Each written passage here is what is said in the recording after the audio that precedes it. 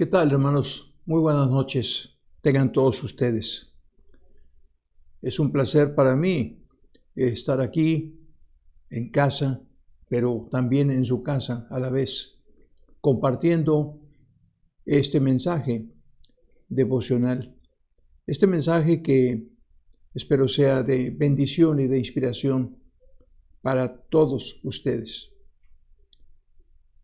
En esta noche quiero hablarle acerca del mensaje de Habacuc. Habacuc, dice usted. ¿Y eso qué es? ¿Qué le dice a usted la palabra Habacuc?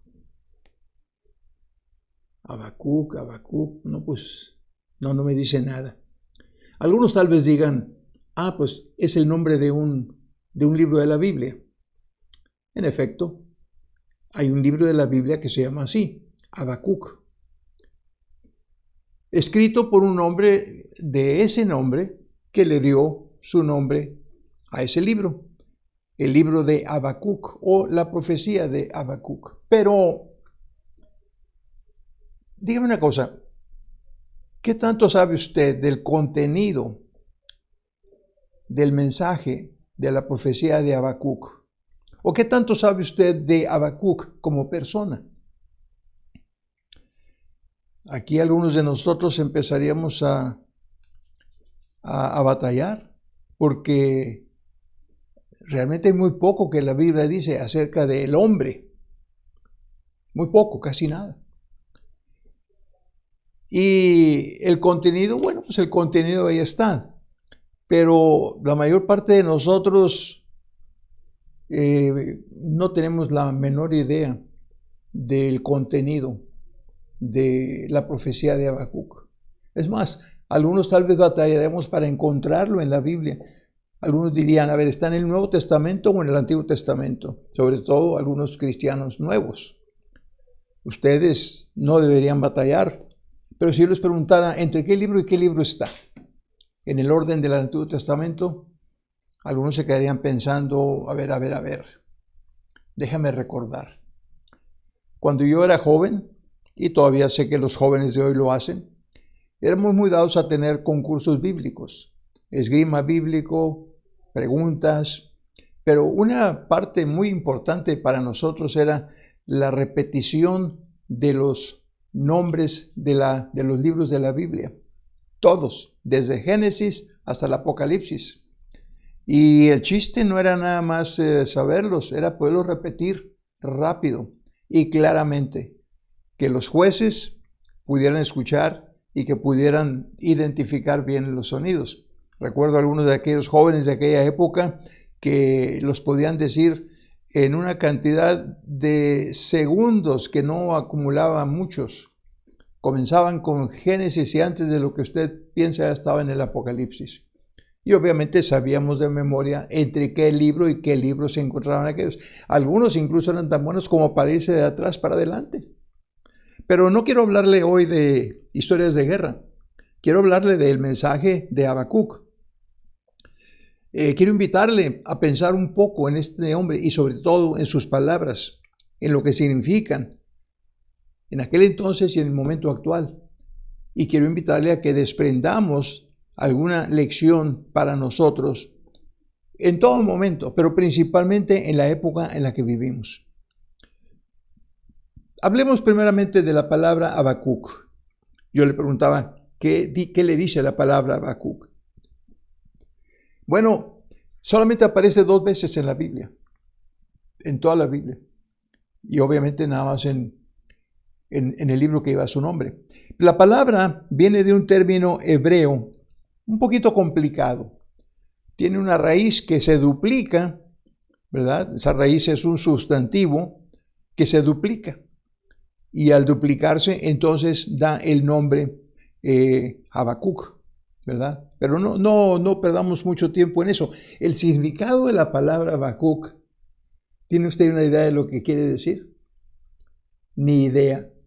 Quiere decir un abrazo, un fuerte y emocionado abrazo. De esos abrazos que tenemos ganas de darnos unos a otros, ahorita que ya tenemos casi un mes sin poder estar cerca unos de otros. un fuerte y emocionado abrazo. Recuerde esto porque le voy a preguntar al final algo respecto de este significado y su aplicación. Ahora, respecto de la fecha de la profecía, estamos hablando probablemente del siglo VII antes de Cristo, allá por el año 605-606 antes de Cristo.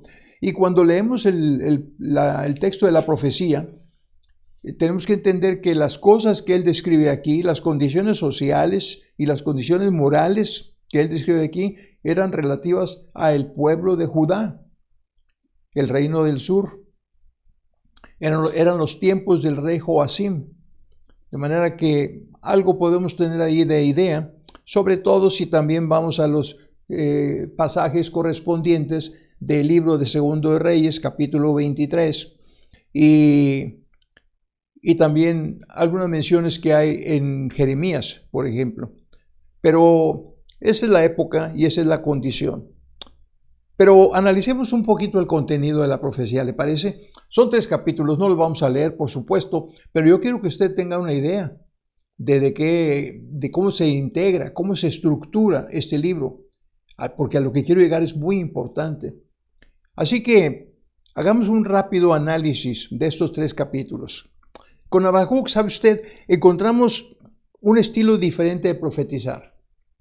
Y tal vez usted dice, a ver, ¿cómo? ¿En qué se difiere de los otros profetas? Usted conoce a Ezequiel, a Isaías, a Jeremías, y luego conoce todos los demás profetas, Nahum, Sofonías, Ageo, Malaquías, todos ellos. ¿Cuál es la diferencia entre Habacuc y los demás? La diferencia es que casi todos los otros profetas, por no decir todos, comienzan diciendo palabra de Jehová para el pueblo de Israel o para el pueblo de Judá, para el reino de tal y tal. Palabra de Dios para el hombre. Le traigo una palabra al hombre. Esta es la palabra de Dios para ti en este momento. La diferencia es que Habacuc no le habla al pueblo a nombre de Dios. Hace lo contrario. Le habla a Dios a nombre del pueblo. Y esta es la primera vez que alguien se atreve a venir ante Dios y reclamarle por la forma en la que está gobernando el mundo. A eso me refiero cuando le digo que es una forma diferente de profetizar. Habacuc comienza quejándose a Dios por lo que considera una falta de interés de él hacia los pecados de su pueblo. Dice, ¿hasta cuándo, oh Jehová, clamaré y no oirás? Vea usted el tono, vea usted el atrevimiento.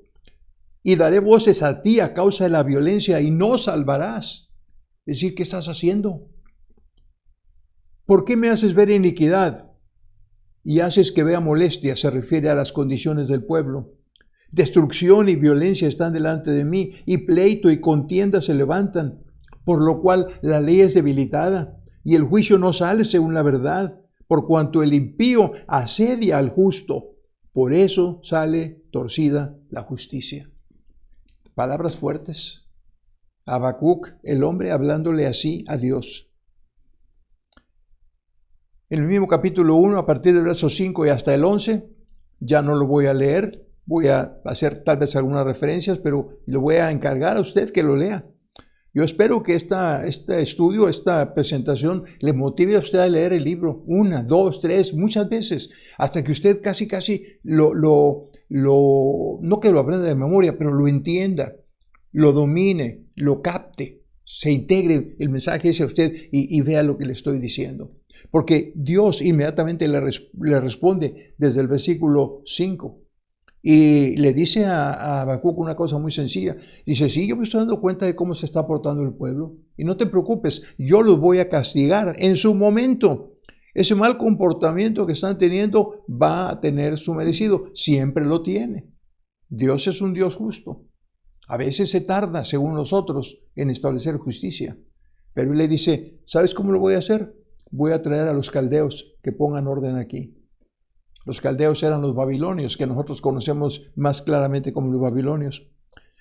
Luego, a partir del versículo 12, viene la respuesta de Habacuc, que es realmente una protesta. Comienza a quejarse ante Dios por usar a los caldeos. en contra del pueblo, porque dice, esos caldeos son tremendos, esos caldeos son malos, son perversos. ¿Cómo vas a traer tú a ese pueblo a que castigue al tuyo? Y bueno, es difícil entender qué está pasando. Por una parte se queja y por otra parte luego cuando Dios le dice lo que va a hacer también se queja de eso. Total, es un poco difícil de entenderlo, pero así somos la mayor parte de nosotros, ¿verdad? Así que en tercer lugar, el profeta se queja. Y luego, en cuarto lugar, al principio del capítulo 2, el profeta dice, muy bien, aquí estoy, voy a esperar, me voy a sentar a esperar. Fíjese lo que dice.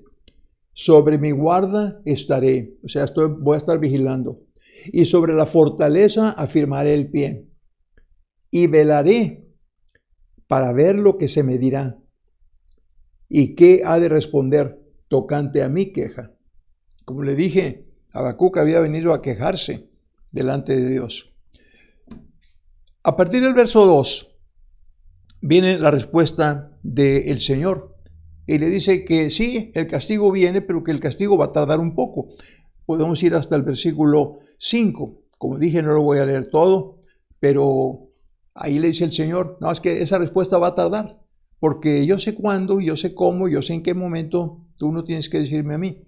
Hay una cosa que voy a hacer aquí en forma parentética y mencionarle que en el versículo 4 del capítulo 2, dentro de esta respuesta de Dios, dice el Señor, he aquí aquel cuya alma no es recta, se enorgullece. Aquel cuya alma no es recta se enorgullece, mas el justo por su fe vivirá. Esta es una frase magistral. Es una frase que establece una verdad teológica. El justo por su fe vivirá. El apóstol Pablo tomó esta frase y la incorporó a su texto de la carta que escribió a los romanos. El justo por su fe vivirá. Y es un paradigma, es un ejemplo, es un principio. Sigue siendo igual. El justo se justifica por su fe y vivirá por su fe. Muy bien. Luego espera ahí, ¿verdad? Y vienen a partir del capítulo 3, el capítulo 2, del verso 5 hasta el final, se habla de lo que sucedió, del evento ese, pero ese evento, ese castigo de los babilonios vino hasta como 100 años después de la visión. Habacuc ya no lo vio en profecía, pero ya no lo vio en la vida real. Para ver esa cuestión de los babilonios tendríamos que ir a analizar otros pasajes, ¿verdad? Pero en esta noche no vamos a meternos mucho en eso. El capítulo 3, entonces, es una oración. Es la oración de Habacuc. De hecho, mi Biblia dice así, una línea antes del capítulo dice oración de Habacuc. Y es una especie de poesía. Fue escrita en tonos musicales, tonos poéticos, tanto que al final del libro dice al jefe de los cantores sobre mis instrumentos de cuerdas. Una frase que uno diría, ¿y eso qué tiene que ver? Lo que pasa es que si usted se da cuenta, en la misma edición de la Biblia, el texto está separado, el margen está diferente. Y lo que pasa es que en el idioma hebreo, este es un poema y está escrito de una manera poética. Y ese capítulo 3 constituye una descripción de la gloriosa revelación de Dios mismo ante su pueblo, en diferentes ocasiones y con señales diversas. El lenguaje poético, por eso a veces es un poco difícil de entender. Pero la parte a la que quiero llegar es la que comienza en el versículo 16. Y aquí es propiamente mi texto para esta noche.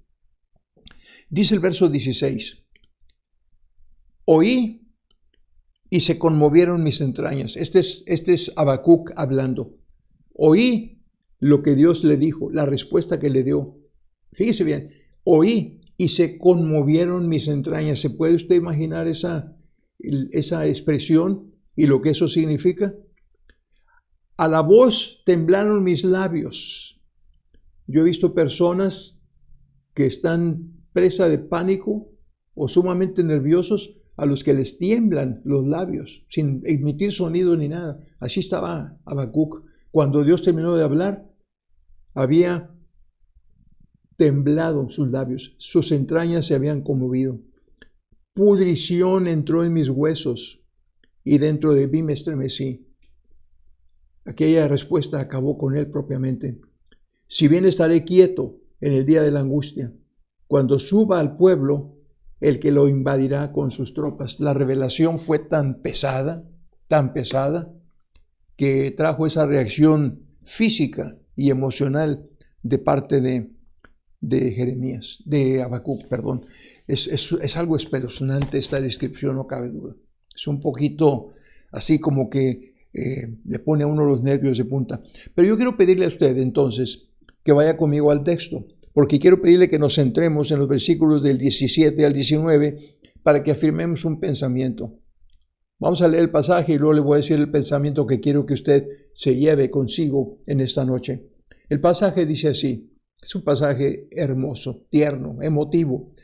Aunque la higuera no florezca, recuerde, el Señor le acaba de decir lo que va a pasar con su pueblo. Y lo que Dios le dijo, la revelación que le dio, lo hizo temblar en sus entrañas y en su expresión facial. Y no obstante, él termina diciendo, aunque la higuera no florezca, ni en las vides haya frutos, aunque falte el producto del olivo y los labrados no den mantenimiento, y las ovejas sean quitadas de la majada, y no haya vacas en los corrales. Con todo, yo me alegraré en Jehová y me gozaré en el Dios de mi salvación. Jehová, el Señor, es mi fortaleza, el cual hace mis pies como de ciervas y en mis alturas me hace andar. Qué fantástico pasaje. ¿Cuál sería el pensamiento que usted generaría con base en esas palabras? Porque ese pensamiento es importante para nosotros en esta meditación. Y yo le voy a compartir el pensamiento que generó en mí. El pensamiento que generó en mí es este. Tenemos que confiar en Dios, pase lo que pase.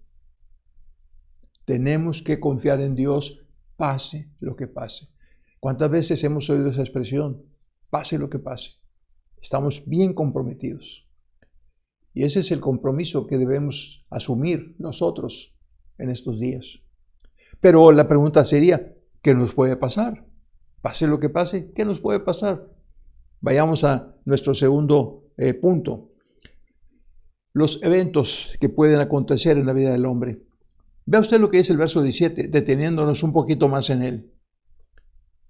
Leámoslo cuidadosamente y vayamos nosotros meditando, reflexionando en él. Aunque la higuera no florezca, ni en las vides haya frutos. Fíjese lo importante que es la higuera y la vid para la alimentación de la gente. Aunque falte el producto del olivo, la aceituna que produce aceite, por lo cual es famosa la tierra de Israel. Y los labrados no den mantenimiento, no hay fruto, no hay cosecha. Y las ovejas sean quitadas de la manada, de la majada, y no haya vacas en los corrales. ¿Qué va a pasar? ¿De qué estamos hablando? ¿Qué eventos pueden venir a la vida del pueblo de Israel? ¿Y qué eventos más importantes para nosotros en este momento? ¿Qué eventos pueden venir en nuestra vida? En primer lugar, lo que estos eventos podían significar para los israelitas. Una desolación gráficamente descrita en este versículo, que se refiere a lo que iba a pasar cuando vinieran los babilonios. Usted sabe lo que sucede cuando un país invade a otro. Hay asolación. Yo he estado viendo algunos episodios de la Segunda Guerra Mundial editados y preparados y muy bien presentados en capítulos de 1 hora más o menos. Yo viví esa época, pero yo era un niño, los años 44, 45, 46. Yo podría narrarle episodios de aquella época, cuando íbamos a las tiendas a buscar comida y no nos vendían comida. Si acaso nos vendían una partecita, un cuarto de esto, un cuarto del otro por familia, por persona. Había que ir a 3, 4 tiendas a buscar y a veces no había. Algo similar a lo que comienza a pasar o puede comenzar a pasar hoy en nuestro día.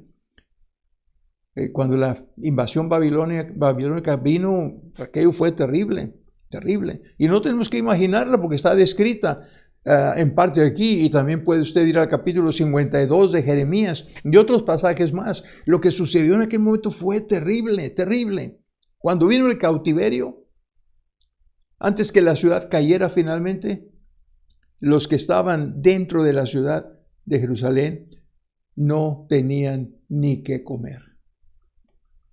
¿Puede usted pensar en eso? Hay escenas desgarradoras narradas en el libro de Jeremías, pero hay escenas iguales que también se han dado en otros países. Hoy en día, aquí en nuestra propia ciudad, oímos lamentos y quejas y protestas de personas que dicen: no tenemos para comer, necesitamos apoyo. Nuestra iglesia está tratando de apoyar a unas pocas familias con despensas que nuestros miembros están dando, están entregando, están acumulando y están llegando a familias de nuestra iglesia, a familias de nuestras misiones. No hemos alcanzado a tocar familias de los alrededores del templo, pero estamos tratando de hacerlo porque el hambre es algo con lo que hay que luchar. Eso pasó hace muchos años. Siglo VI, siglo VII, antes de Cristo. Pero esos eventos pueden suceder en cualquier momento y por diversas causas. Podrían darse por causa de nuestra negligencia. Es decir, negligencia, no trabajamos, no le ponemos atención a nuestras responsabilidades, no cumplimos con nuestras obligaciones, no atendemos nuestras propiedades o negocios o familias. Y entonces viene esa crisis, vienen esas tragedias. No nos ponemos a trabajar, nos dedicamos a cosas que no convienen, perdemos el tiempo. Y en casos así, cuando vienen las consecuencias, pues uno no puede decir menos que pues es lo que has estado sembrando. Te lo mereces como individuo o como familia. Una persona que no quiere trabajar porque no trabaja, no quiere trabajar, no puede esperar en forma indefinida que se le suplan sus necesidades. No solamente sus necesidades, sino también sus necedades. Un hombre que no trabaja para sostener a la familia se va a desintegrar, la familia se va a desmoronar, la familia se va a volver en contra de él. Y cualquier cosa que suceda la tiene perfectamente merecida.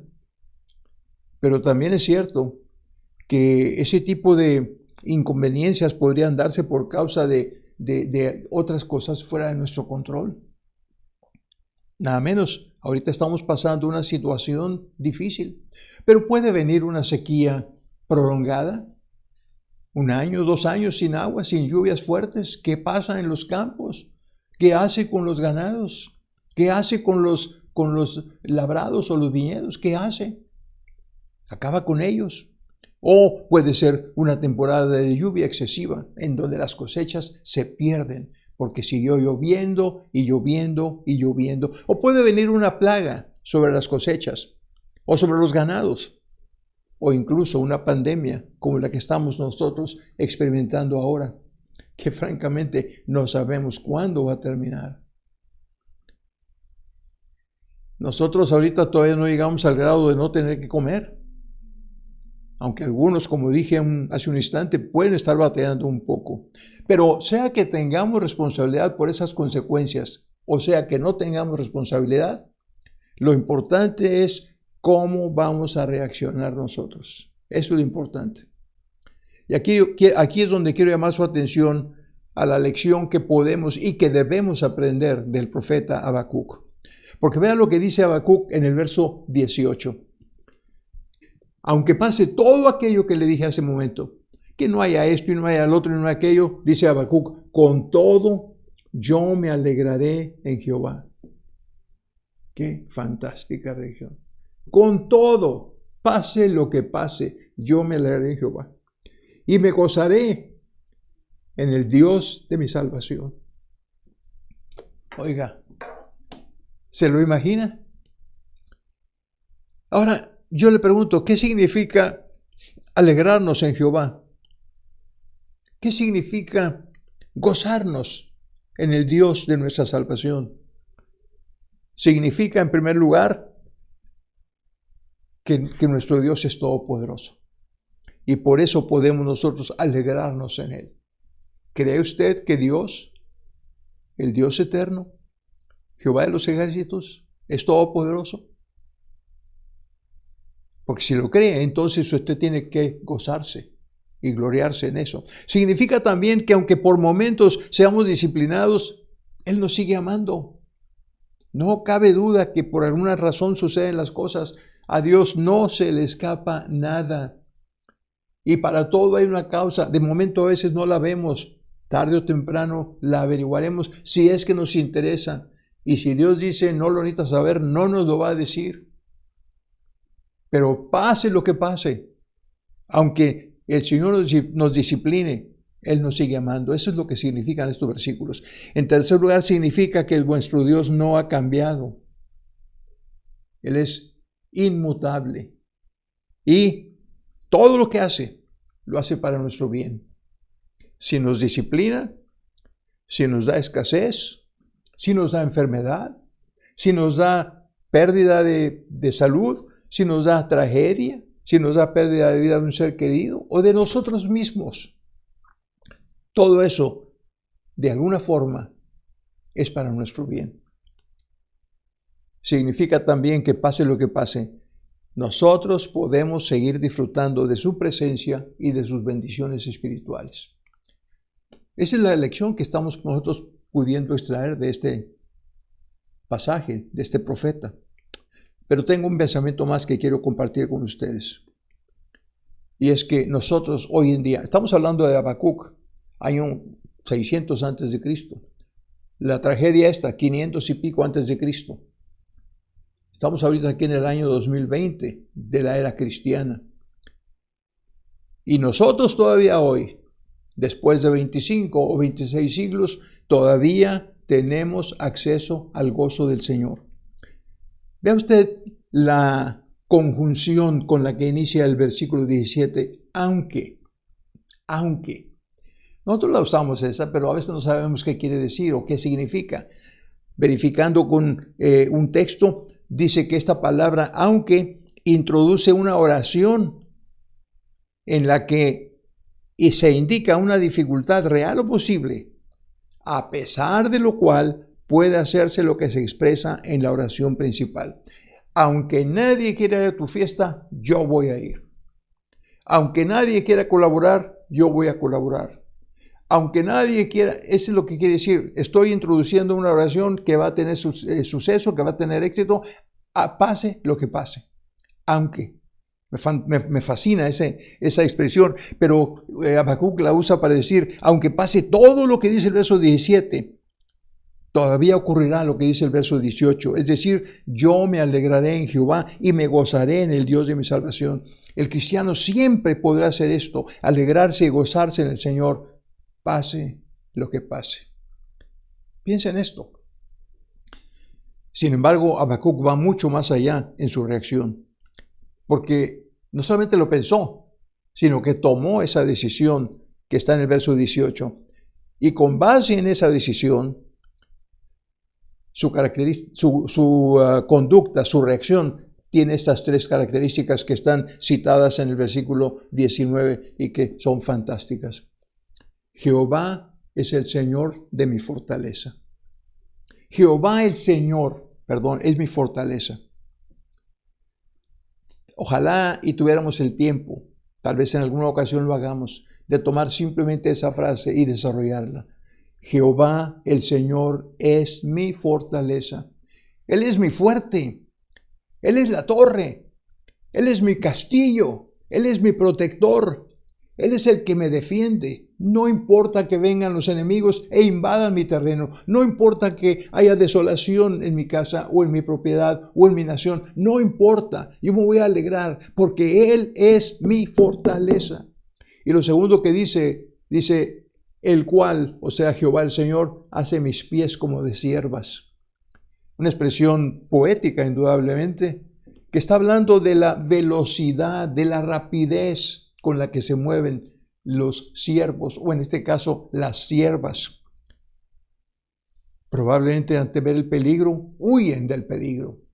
Probablemente la referencia es a que cuando venga la invasión babilónica, yo podré escapar de esto. Él ya no estaba ahí para cuando esto aconteció.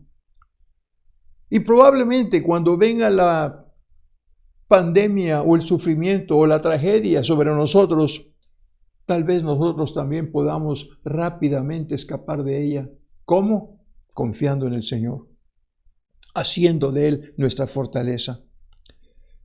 Y luego también podría yo aplicarlo a la rapidez con la que podemos correr esa carrera que dice el escritor de la Epístola a los Hebreos: corramos la carrera que tenemos por delante. No hace mucho hablábamos de ese pasaje. Y termina diciendo: y en mis alturas me hace andar.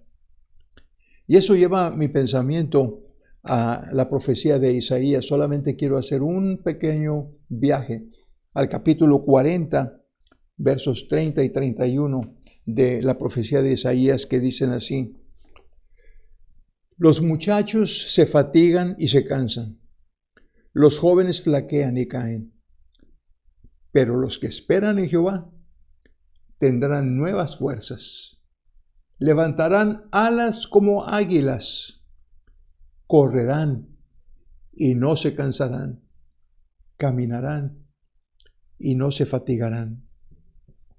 Él hace mis pies como las ciervas y en mis alturas me hace andar. Y Habacuc, quien al principio vimos que reaccionó ante la voz de Dios con una conmoción de sus entrañas y con un temblor de sus labios, cuando el Señor le dio la respuesta a su primera queja, termina su profecía con alegría, con gozo y con un clamoroso triunfo por causa de su fe. ¿Se acuerda lo que le dije al principio respecto de el significado de la palabra Habacuc? ¿Qué significaba? ¿Recuerda que le dije? Abrazo, un fuerte y emocionado abrazo. Y eso es lo que está haciendo aquí en su conducta Habacuc. Así fue como terminó Habacuc, fundido en un fuerte abrazo con el Señor. Y así es como nuestra fe en Dios nos prepara para lo que pueda venir. No temamos lo que pueda venir. Digamos nosotros también como Habacuc: aunque suceda lo peor, nosotros, como hijos de Dios, nos alegraremos en el Señor y nos gozaremos en su salvación. Pueden venir tiempos difíciles. Nosotros podemos, a pesar de todo, seguir alegrándonos y gozarnos en el Señor. Estas tribulaciones son poco comparado con las bendiciones que tendremos en el futuro. Oremos. Amantísimo Dios y Padre que estás en los cielos, bendícenos, Señor. Sé con nosotros a cada momento, a cada día. No permitas que nos alejemos de ti. Manténnos muy cerca de ti para honra y gloria tuya. Cuida a nuestra congregación. Cuida a todos tus hijos, a todos tus siervos, donde quiera que estén. Protégelos, fortalécelos. Cuídalos, Señor. Y permite que todos nosotros nos podamos alegrar y gozar en ti para honra y gloria tuya. Te lo pido en el nombre de tu Hijo Jesucristo. Amén. Que Dios les bendiga.